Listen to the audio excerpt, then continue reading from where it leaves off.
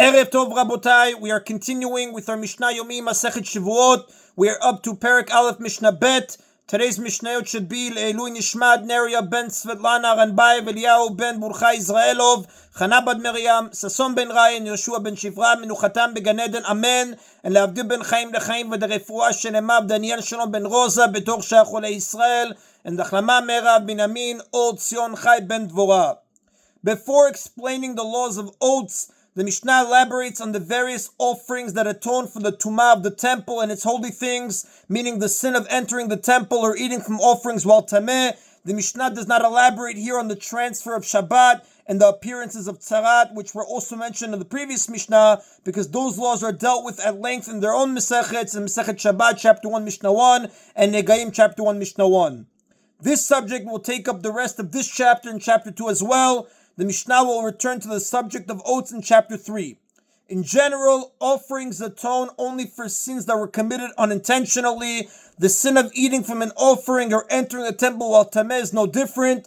It can be atoned for by an offering only if it was done unintentionally. If a person knowingly ate from an offering or entered the temple while tameh, he is subject to malkut, lashes, and karet, as it says in Masechet Makot, chapter 3, Mishnah 2, and Kritu, chapter 1, Mishnah 1. This will be discussed further in Mishnah 6.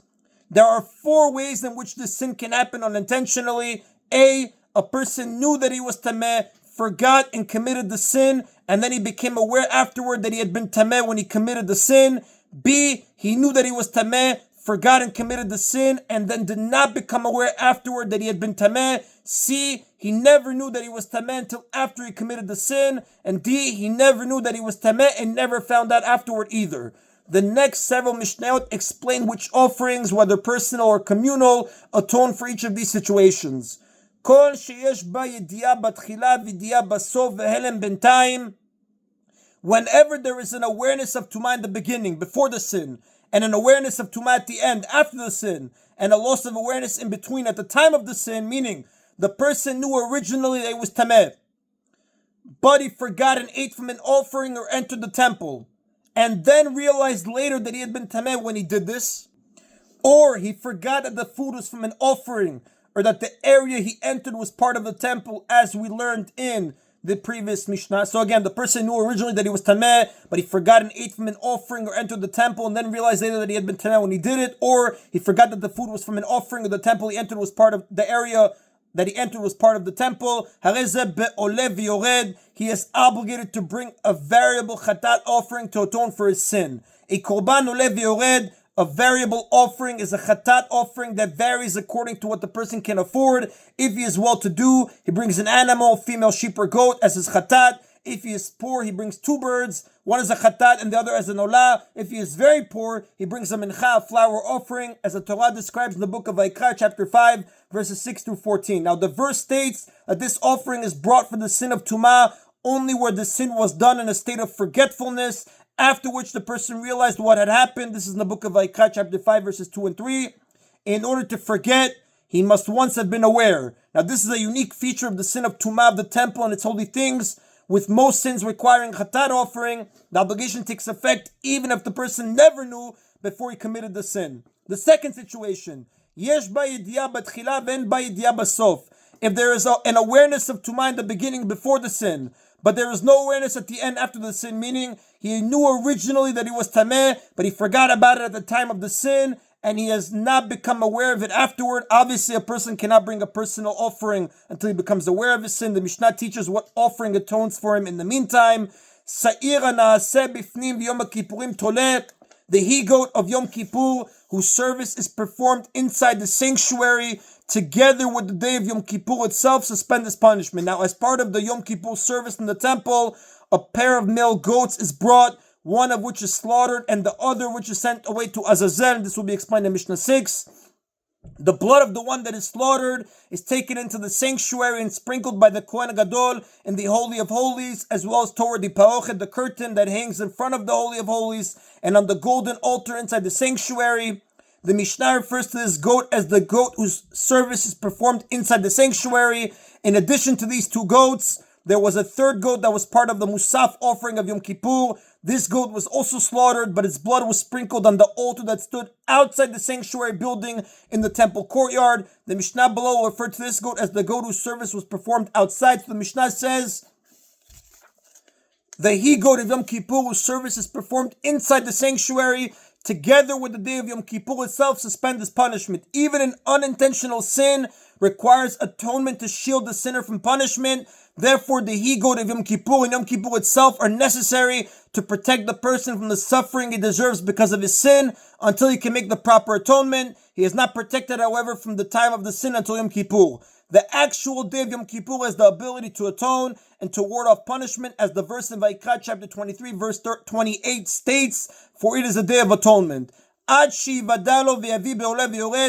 it becomes known to him that he has sinned and he can bring the variable chatat offering for a proper atonement. Even if a Yom Kippur passed between the time he committed the sin and the time he found out about it, once he does find out, he must bring his own variable chatat offering. The he-goat in Yom Kippur atone for him only until it becomes known to him that he has sinned. And that is the end of Mishnah Bet. Now again, Mishnah Bet was about an awareness of the Tumah before the sin, but not after, in the Mishnah Bet's previous case.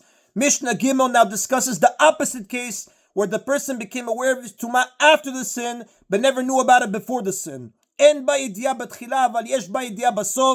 there is no awareness of the Tumah in the beginning, but there is an awareness at the end, meaning he did not originally know that he had become Tameh, and only found out after he had already eaten from an offering or entered the temple. In this case, he cannot bring a variable chatat, because a person brings this offering only if he once knew that he was Tameh before he sinned, as we learned in the previous Mishnah.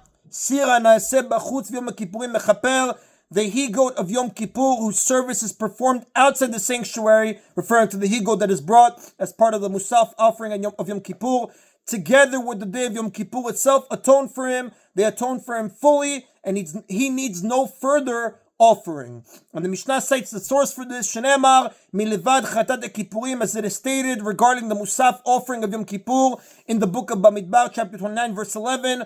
One he-goat as a Chatat offering, aside from the Chatat offering of atonement, meaning aside from the he-goat whose blood was sprinkled inside the sanctuary.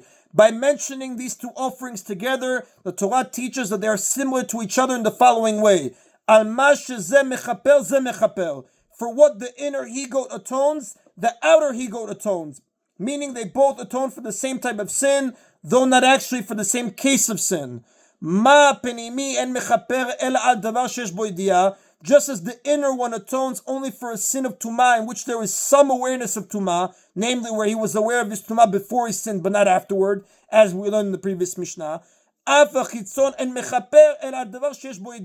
So too the outer one atones only for a sin of Tumah in which there is some awareness of Tumah, namely where he was at least aware of his Tumah after his sin, although not before.